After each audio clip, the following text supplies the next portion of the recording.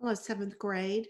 Good to see you today. As you are aware, today is Disney Attire Day. So celebrating a little Disney magic with attire and backdrop today. We are on page 229. We just finished a chapter with Isabel, believing that she's seen the lights of Miami. And she has lost her best friend in the travel across the Gulf from Cuba to Florida. And now we are with Mahmoud, page 229, Macedonia to Serbia, 2015, 14 to 15 days from home. Mahmoud felt like he was back in Syria. Policemen with guns guarded the border from Greece into Macedonia. And he felt dirty again, unwanted, illegal. Even without travel papers, Mahmoud and his family had been able to exchange their Syrian pounds for euros and buy train tickets from Athens to Thessalonica, and from there to a little Greek town near the border of Macedonia. Now they were headed for the Macedonian town of Gevgelija, where they hoped to catch a train north to Serbia, and from there to Hungary. But first, they had to find a way to sneak across the border. Mahmoud pointed out a little tangle of tents and laundry lines just off the gravel road, and Mahmoud's father pulled them into the camp to plan their next move. It was another little refugee village, the kind of makeshift town Mahmoud had seen again and again on the road out of Syria. Mahmoud and his father hunkered down behind a trash barrel and watched the border crossing. The Macedonian police weren't turning people away, but they might be checking papers. And Mahmoud's family hadn't waited in Athens for official travel permits. Mahmoud's dad pulled out his iPhone and consulted the map. This whole area is farmland, his father said. Flat land, too easy to be caught. He scrolled sideways on the map and Mahmoud leaned in closer. It looks like there's a forest here to the west, Dad said. They can't have every meter of the border guarded. We'll slip through at night. Once we're in Macedonia, we'll be all right. Where's your mother? Mahmoud looked up. Mom was where she always was, working her way through the tents, looking for Hannah. Hannah wasn't there, though, and she wasn't in any of the other little clusters of refugee tents they passed as they hiked farther into the countryside. At some place he'd picked from the map on his iPhone, Mahmoud's father led them off a dirt road into a dark forest. It was late, well after midnight, and Mahmoud was weary from walking, but they still had 2 hours to walk to the Macedonian border. Walid raised his arms to be carried, and Dad hefted him up against his shoulder. Mahmoud bristled. Walid was being a baby. He was too big to be carried. Mahmoud was tired too, but nobody was carrying him.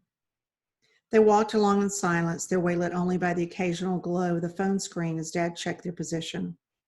The forest was full of tall pine trees that crowded almost everything else out, and the ground was covered with brown pine needles that smelled like a car freshener.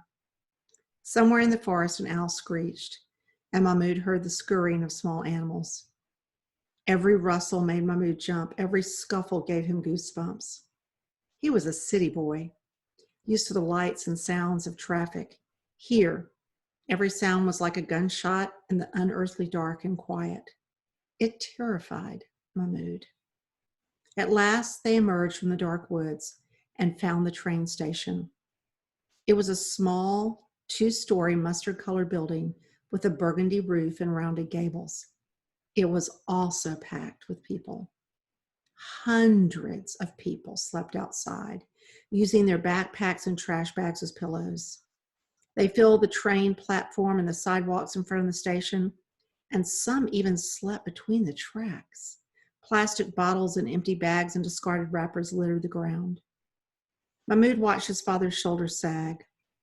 Mahmoud felt the same way. But then his father stood taller and hiked Walid up higher on his shoulder. Hey, at least we know we're on the right track, he said.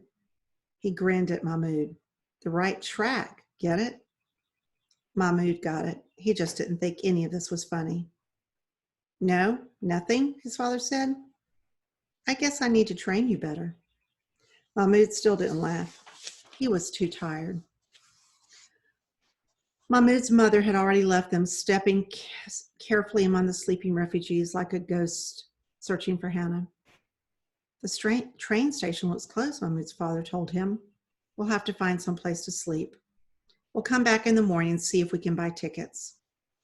They found a nearby hotel listed on TripAdvisor, and they collected Mahmoud's mother and set out for the inn on foot.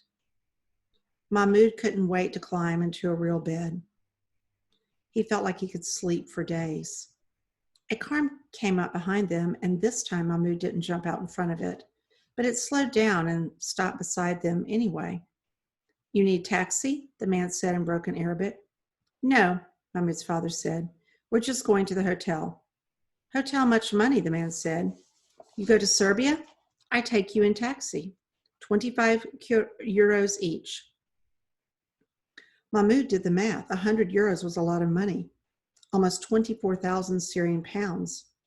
But a taxi ride straight to Serbia without spending the night or longer in Macedonia? Mahmoud's parents huddled together and Mahmoud listened in. Train tickets were likely cheaper, and Mom worried about accepting a ride from a strange man in a country they didn't know. But Dad argued there wasn't another train till at least tomorrow, and there were already so many people waiting for the train at the station. We're all tired, and a taxi gets us close to Germany. Sleeping on the ground doesn't, Mahmoud threw in. That's the deciding vote then, Dad said. We'll take the car. It was a good decision.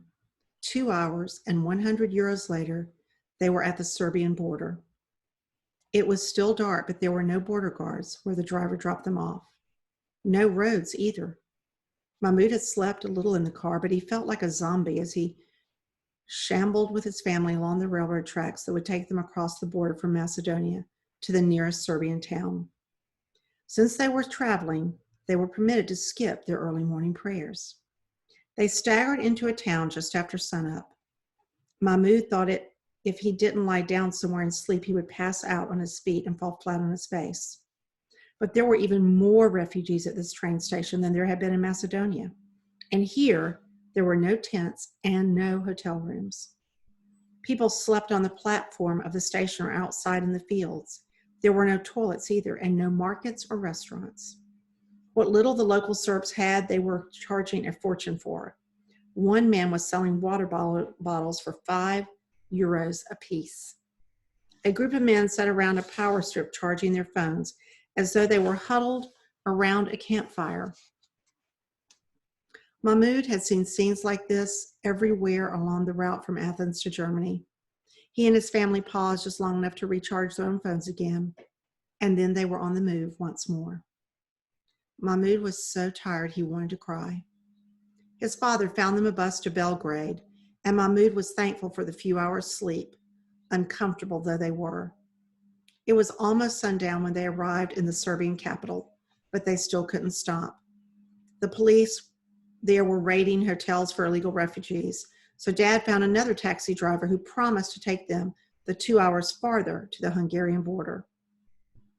Taxis were expensive, but so was trying to stay overnight in a city that didn't want you. The silver four-door Volkswagen was driven by a middle-aged, olive-skinned Serbian man with a neatly trimmed black beard. He promised to get them to Hungary and keep them away from the police for 30 euros apiece, more than it had cost them to cross all of Macedonia. It was a tight fit in the car with Mahmoud, his mother, and his father crammed into the back seat, and Walid in his father's lap. This new driver seemed to find every rut and hole in the road and sent them flying into each other. But none of that mattered to Mahmoud.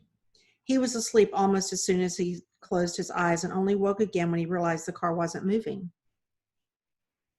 Had it really been 2 hours already? He felt like he'd just gone to sleep. Mahmoud's eyelids fluttered and he looked out the window.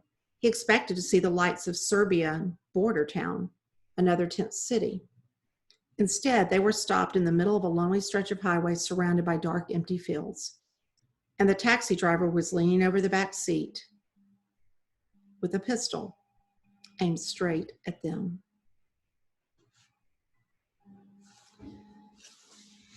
We'll stop there, 7th graders, and begin tomorrow on page 236 with Joseph, Off the American Coast, 1939. Thank you so much. Take care of yourselves, and I'll see you tomorrow. Bye now.